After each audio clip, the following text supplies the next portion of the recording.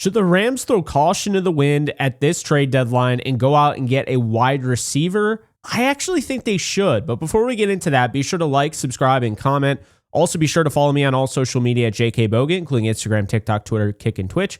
And in addition to that, just want to let you guys know that today's sponsor, of course, is Sleeper. And you guys can get a 100% bonus match on your first deposit up to $100 using my code JKB. So if you're looking for a daily fantasy hub, you're looking for an app that does a great job, has a game cast built in, has a community section, and in addition to that, also has fantasy sports in general, including Dynasty, definitely check out Sleeper. Again, link in the description below. Use code JKB.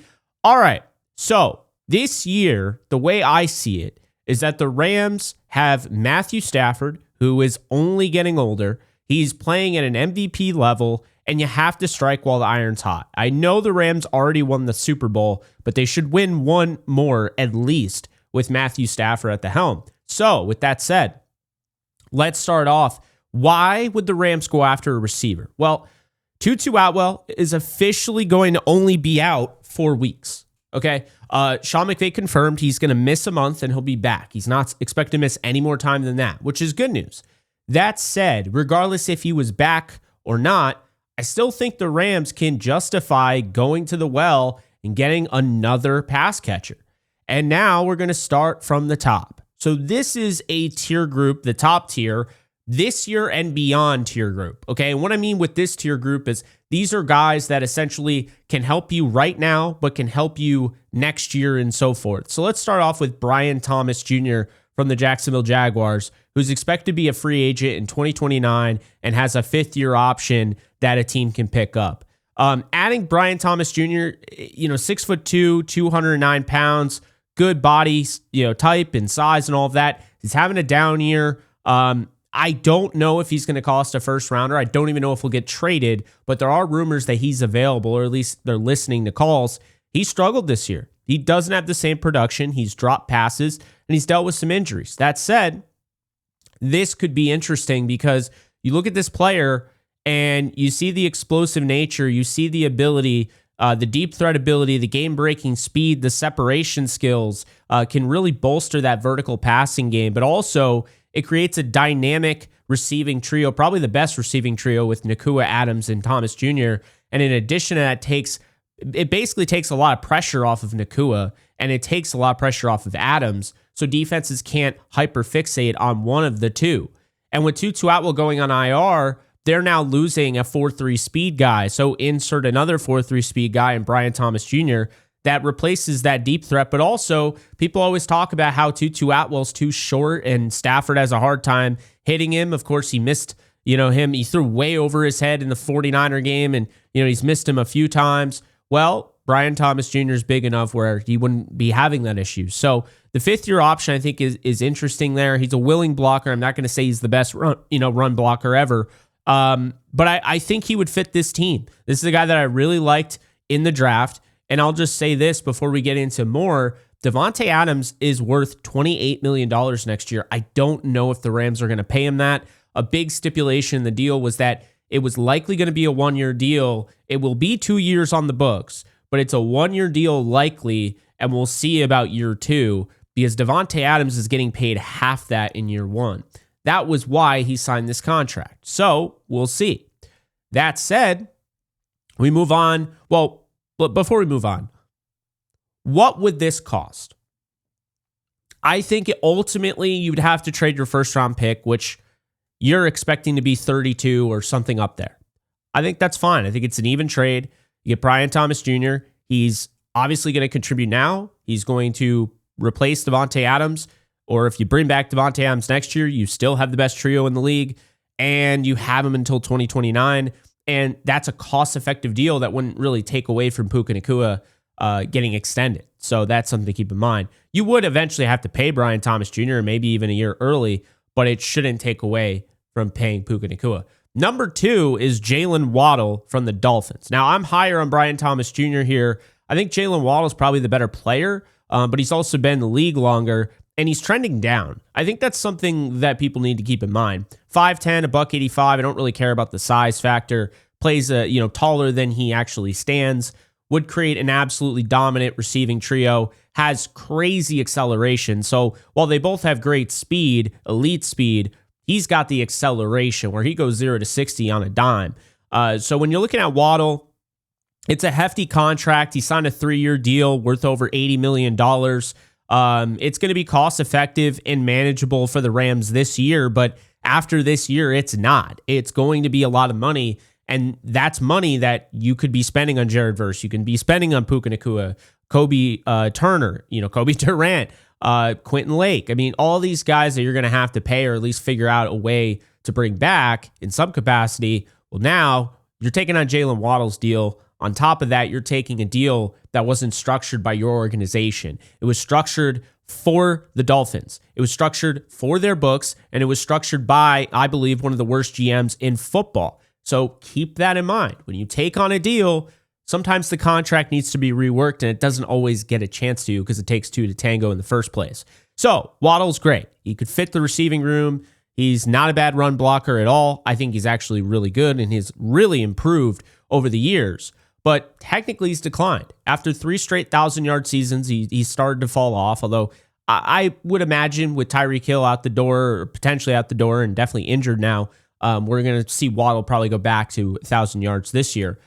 But the Dolphins may also ask for more because Waddle has more productive seasons under his belt, whereas Brian Thomas Jr. is very new in the league and only has 1 productive season. So say what you will. He has an ankle injury history. That's popped up at times and bothered him. And just like Brian Thomas Jr., he could step on the toes of the development with Whittington and Mumfield and Xavier Smith, but it's also Jalen Waddle. If you were to go out and get Jalen Waddle and put him with, Puka Nacua and Devontae Adams, and you have an MVP quarterback in Matthew Stafford throwing him the football, well, you have a really good recipe for success. So I think this would likely cost a first rounder, maybe even another player, maybe a first and a third. It's going to cost more, in my opinion, than it's going to cost for Brian Thomas Jr. Brian Thomas Jr. is more cost effective, but you'd be getting him on the low. See, he hasn't had 3,000-yard seasons like Waddle. Waddle is an established player that a lot of people aren't even realizing has declined a little bit, although, of course, injury has a lot to do with that. We move on to the next player, the final player in this tier, which I'm calling this year and beyond, Trey Tucker from the Raiders. He's a free agent in 2027. This is a player I really like because he doesn't necessarily cost a ton. I think he'd cost you a third at most, maybe a pick swap, third to fourth or fifth to fifth and a seventh, something like that. But Trey Tucker of the Raiders, I don't know if he's available. I've seen him mentioned. I don't know if he's available. I know Jacoby Myers is, but the 5'8", 182-pound receiver plays taller than that. He plays bigger than that, and he also has great speed. And when you look at the deep threat ability he provides, it's a perfect Tutu Atwell replacement, not just this year, but if you choose not to bring back Atwell next year, who's only on a 1-year deal, Trey Tucker quite literally fills that role next year. So that's the thing. And I think, he's found a way to produce in a struggling offense in Vegas. You can see he's capable of more of, being in a better situation. I think he would do more. And again, cost effective, controllable until 2027. So it gives the Rams a replacement. And if they decide not to bring back Atwell, this could be the guy that they go with. They clearly care about the speed, and they clearly care about a guy that can take the top off the defense and be a decoy. Well, Trey Tucker can do that, and he's already shown he's a willing and fierce blocker as well. He plays bigger than his size, so I think this would be a really good add and would be on the cheaper end. But if you all of a sudden wake up and you see the Rams have acquired Trey Tucker, you have to feel really good about the Rams offense in that moment. He's had some explosive games in his career, and I think he's just getting started, to be honest with you. Now, of course, the cons of this could be stepping on the toes of the development of Whittington, Mumfield, and Xavier Smith. So if you don't want to do that, well, then you probably shouldn't make that trade. Now, the rentals. This is a different tier group. There's only 2 in this one. Jacoby Myers, we start off here. The Rams would owe about $5 million the rest of the year to Jacoby Myers if they made this deal, prorated and everything. So what would Jacoby Myers be bringing to the table? He's 6'2", he's 193 pounds. He would create another dominant receiving trio in Nacua and Adams, and of course, adding Myers. Inside-outside versatility. I think he'd fit really well. He's not going to be a guy that takes the top off the defense, but he'd be really good with what they already have. He's a good blocker. He has very consistent production. You could argue over the last however many games, he's been one of the better receivers in football. I don't think people realize that this year he's having kind of a down year, but he really has. The veteran presence would be there. The familiarity playing with Devontae Adams would be there. And of course, Jimmy Garoppolo, if it ever came to that. And then he's a reliable possession receiver that can move the chains. Now, he doesn't have the game-breaking ability some of the other names do, but I think, he has the most realistic and competitive market, meaning you would probably have to overpay. And I think that's the thing, is that this is probably what you're looking at. They are firm. They say they're not trading him for less than a day 2 pick. So that would be a thing. You'd have to worry about the competitive market there. There are a lot of teams, the Bills, the Steelers, just to name just a couple right off the top of my head. Patriots could be interested. I mean, he already played there. So there are teams that would be interested in Jakobi Meyers. This is going to be very interesting. I don't think the Rams are a player here, just because if they go out and get anybody, they want to get somebody that probably offers some speed. And that's what I would say, but I just love Jakobi Meyers, the player. And if they got him, it would 100% make their football team better. Then we move on to the next rental. It doesn't mean that they can't sign these guys after the season, but they are technically rentals because they're not under contract after the season.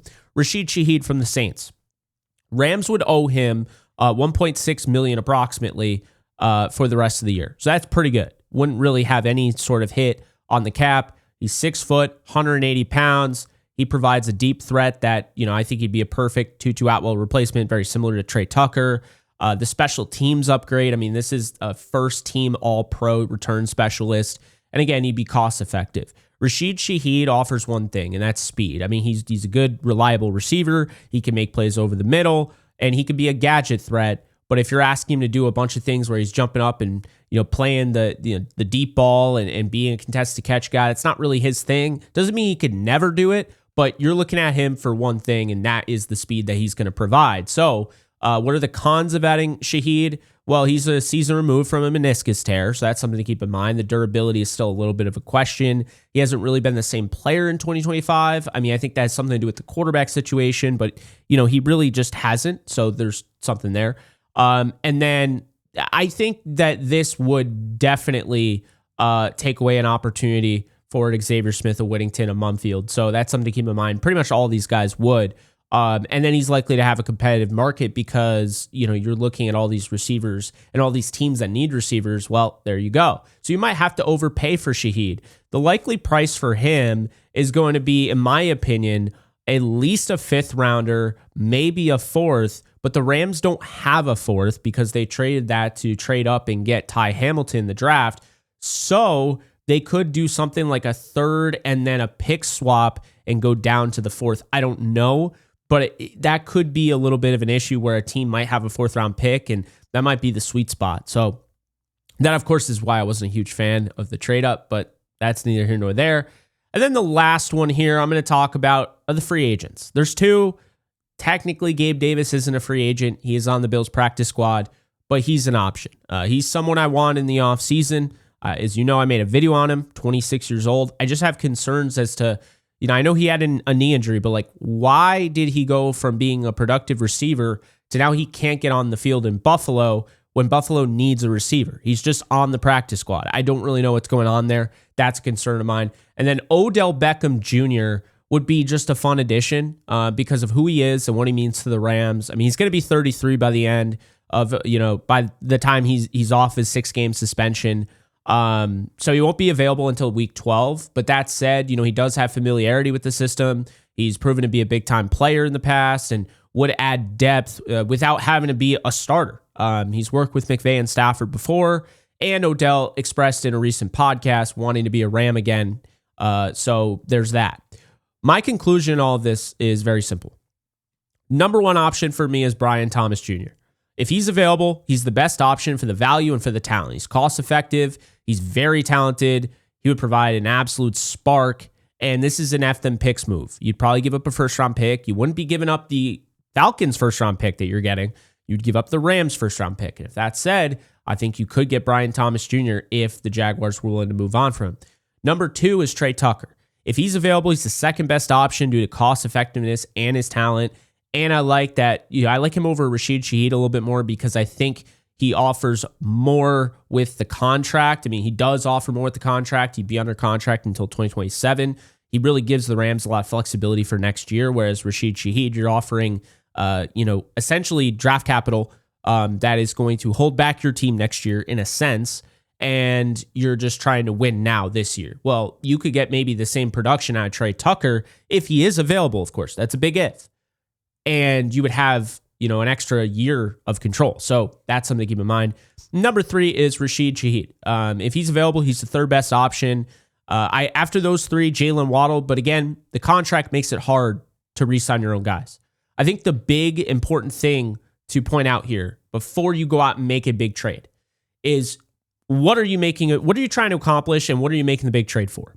If you're trying to win a Super Bowl, then you shouldn't really care about adding, you shouldn't care about trading away picks down the road, but you should care about adding more cap in the future. Because what you want to do is trade picks. You don't want to add tons of cap. The thing that makes it valuable is that when you trade picks, and that's why you get a guy like Brian Thomas Jr., he offers that cost effectiveness. He makes it better in the future.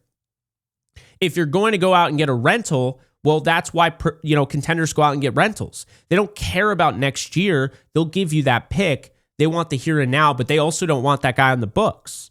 So that's the point of a rental. But a guy like Jalen Waddle, 3-year deal, $80+ million, not structured in-house. That is all the Dolphins, and they're not exactly doing well in the books. I don't know if you want to make that deal. Now, would I be upset if Jalen Waddle was a Ram? No, but having that contract on your books makes it harder to sign other guys. Maybe that's the difference between you bringing back Steve Avila and you bringing back Kobe Turner and you bringing back Byron Young, and you have to make tough decisions. Or would you rather have Jalen Waddle or would you rather have Byron Young? Would you rather have Jalen Waddle? Would you rather have Jared Verse? Like, I'm not saying that it's always going to be that way, but that's how you have to look at it. So there's that. And then Odell, he's not really going to add anything drastic, but if the Rams are looking for more veteran presence and they want depth, Odell makes a lot of sense. I think Jacoby's going to be too expensive. He might end up bringing in a second rounder because of how competitive I expect this market to be. So I think it makes the most sense if you're trying to bring in a guy in this type of season, you're trying to go for the jugular, you're trying to acquire the big fish, Brian Thomas Jr. or Jalen Waddle, right? Obviously, I disagree with the contract, but if you're just trying to get the big fish, Jalen Waddle, Brian Thomas Jr. Trey Tucker, Rashid Shaheed are serious acquisitions, but it would be stepping on the toes and ruining the development of guys like Mumfield and Whittington. But that said, I think it makes sense to make a move. And I think if the Rams were to get anybody, I do have a feeling it would be Rashid Shaheed. That said, I think they should go after Brian Thomas Jr., but it takes 2 to tango. And if he's not available, any of these guys aren't available, then the Rams can't make a move. So I think they're probably going to not trade for a wide receiver. But if they do, my money is on Rashid Shaheed. We'll see. Any of these guys would make the Rams better the moment they walked in the door, at least in the short term. Long term, we'll see, but we'll see what ends up happening. Be sure to like, subscribe, and comment. Check out all of my stuff on social media at JKBogan, and be sure to check out today's sponsor, Sleeper. Again, JKB is the code, and I'll see you guys next time. Later, folks.